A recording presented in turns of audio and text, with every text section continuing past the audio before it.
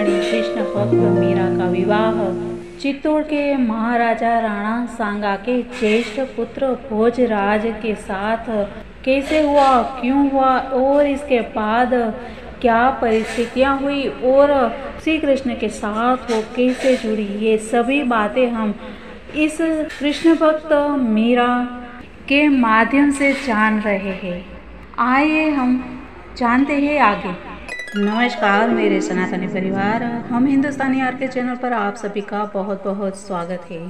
संतों का जीवन, ऐसे संत शिरोमणि कृष्ण भक्त मीराबाई के जीवन को हम अभी देख रहे हैं और इसी कड़ी में मित्रों हम आज आगे बढ़ने वाले हैं। तो इसके लिए अगर आप इस चैनल पर नए हैं तो हम हिंदुस्तानी आर के चैनल को सब्सक्राइब कर लीजिए, साथ ही बाजू वाले बेल आइकन को भी प्रेस कर दीजिएगा और अंत में वीडियो पसंद आता है तो लाइक और शेयर करना बिल्कुल मत भूलिएगा। कल हमने जैसे कि देखा था कि किन परिस्थितियों के कारण मीरा का ब्याह कराना पड़ा। राजनीतिक परिस्थितियों के कारण बड़ी बहन का शव अभी पड़ा है और मजबूरी की स्थिति में मीरा के ऊपर दबाव डाला गया कि अब तू ब्याह कर, और मीरा मन से क्या मानती है।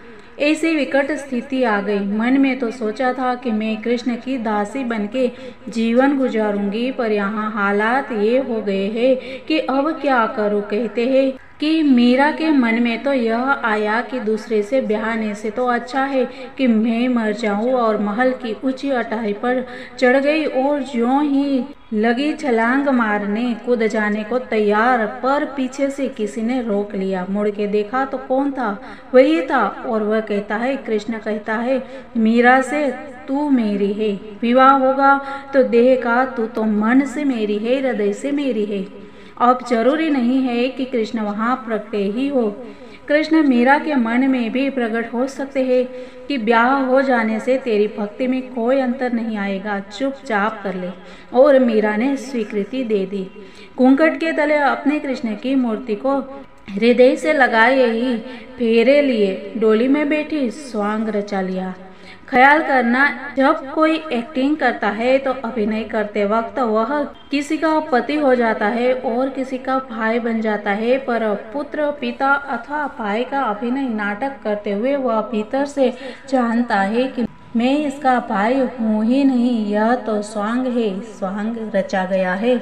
इसीलिए अगर कोई ऐसा सोचता है कि हम घर छोड़ के किधर जंगल में चले जाएं, लेकिन एक बात ये समझना बहुत ही जरूरी है कि अभी वो समय नहीं है कि घर बार छोड़ के कहीं जाया जाए। बस इतना भर कर लेना है कि मन से आप भक्ति से लगे रहो, और माँ बाप है, भाई बेटी है, सब है, सबसे निर्वाह करना जरूरी है, पर भीतर से जानना यही है कि हमारा सिर्फ एक ही है, परमात्मा ईश्वर, और हम एक ही की शरण स्वीकार करनी होगी।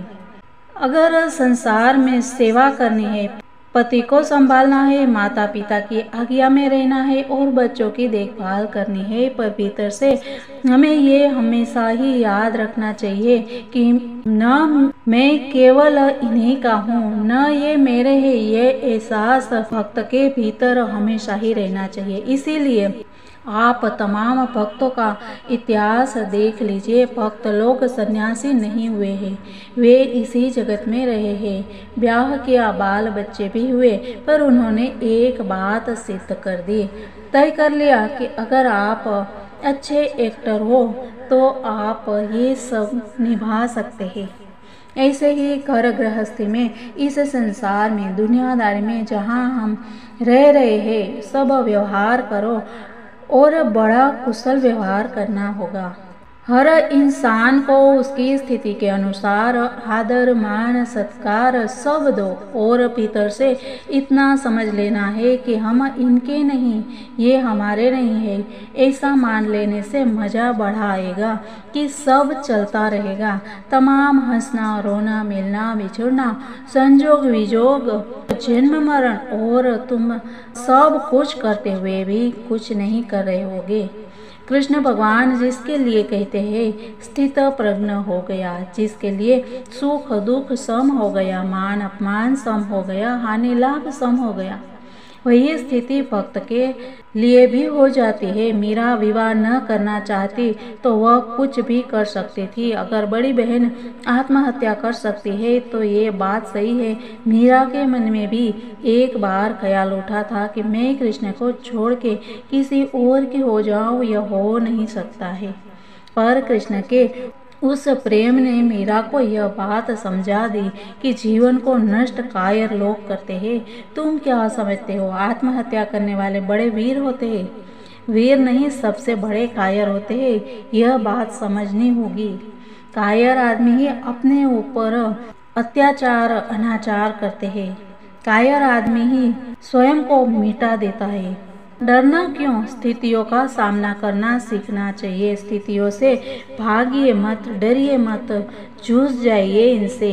और जब आप इससे साथ जूझने के लिए तैयार हो जाते हैं तो संसार की कोई बीमारी फिर टिक नहीं सकती। मीरा जब अपने ससुराल पहुंची, अब 13 वर्ष की यह नन्ही सी बच्ची, आयोजन हो रहा था, खूब नाच गाने, और फिर इसे इसके पति के कमरे में भेज दिया। मुंह पर घूंघट काढ़े और अपने कृष्ण की मूर्ति को हृदय से लगाए बैठी थी। पति भीतर प्रवेश करते हैं और इससे पहले कि पति इसके समीप जाते, यह खुद ही अपना घूंघट उठा के खड़ी हो गई, चरण छुए पति के, और फिर कहती, संसार व्यवहार और राजनीतिक स्थितियों के कारण मैं आपकी पत्नी हूँ, परंतु हृदय से और मन से मैं सिर्फ अपने कृष्ण की हूँ।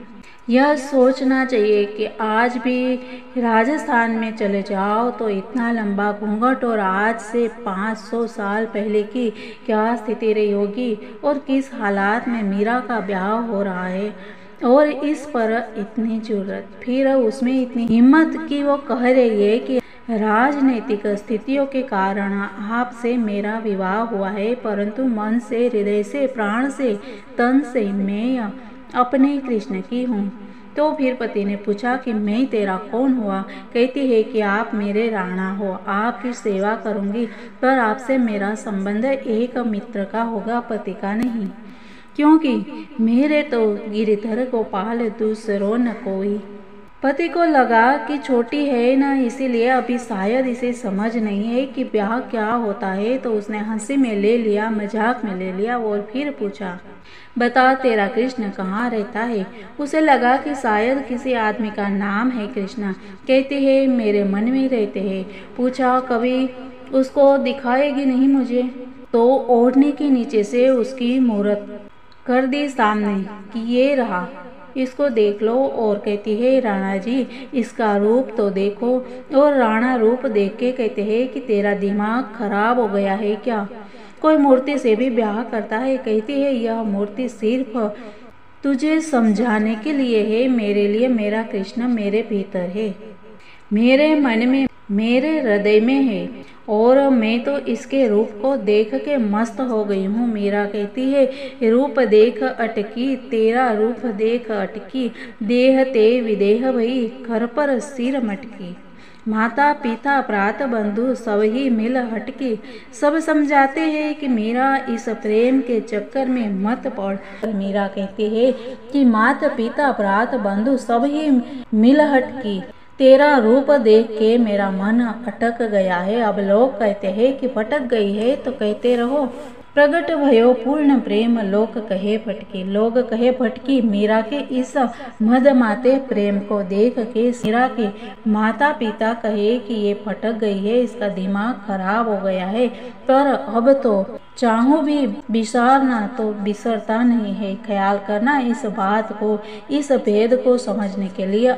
चर्चा अगर हम करें तो ये स्थिति मीरा कहती है कि गुरु के संग में बैठी और गुरु के संग बैठ के उसकी वाणी को सुनते सुनते मन का भ्रम दूर होने लग गया है। ख्याल करना सत्संग का महत्व हमने पहले भी कहा है, आज फिर दोहरा रहे हैं कि जिस संग में रहते हैं उस संग का प्रभाव हमारे ऊपर आता है।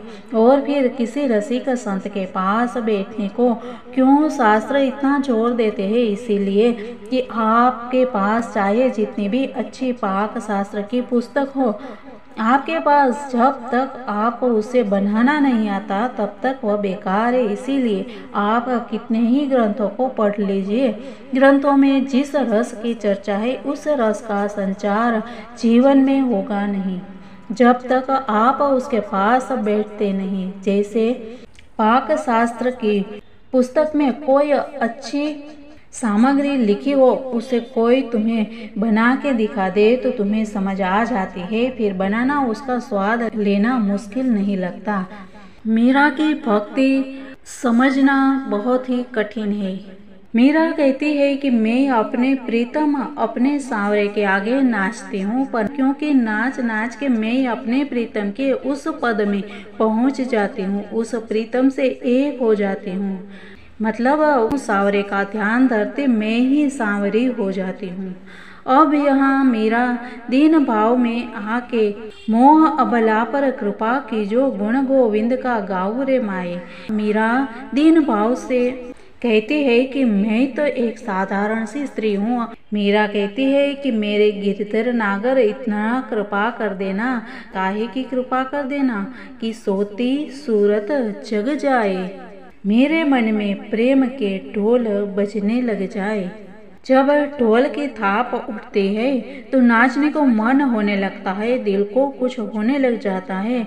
मजा तो तब आता है जब बारात में बड़ी उम्र वाले स्त्री और पुरुष सभी कमर लचका के नाचते हैं। ये जो नाचते हैं वो इसीलिए नहीं कि नाच में कुछ मजा आ रहा है, वो ढोल के संगीत का मन के ऊपर इतना असर पड़ता है। कभी यूं ही हो जाए, जीवन में ऐसा कुछ हो जाए कि मन में प्रेम का ढोल बजने लग जाए और इस प्रेम की थाप को सुनकर देह नाचने को मजबूर हो जाए। जिस दिन जीवन में इसको पा लिया, समझ लेना कि अपने सांवरे को पा लिया। संसार को जीना है, संसार सागर को पार करना है तो कुछ ऐसी ही रीति नीति अपनानी होगी, तभी हम इस संसार को समझ पाएंगे और इस संसार को आसानी से पार भी कर पाएंगे। मित्रों, बस ऐसे ही भक्ति भाव में डूबते हुए और कृष्ण की शरण में चाहते हुए हम आपसे विदा लेते हैं। मिलते हैं कल, तब तक के लिए सबको जय हिंद, वंदे मातरम। भारत माता की जय, सनातन धर्म की जय।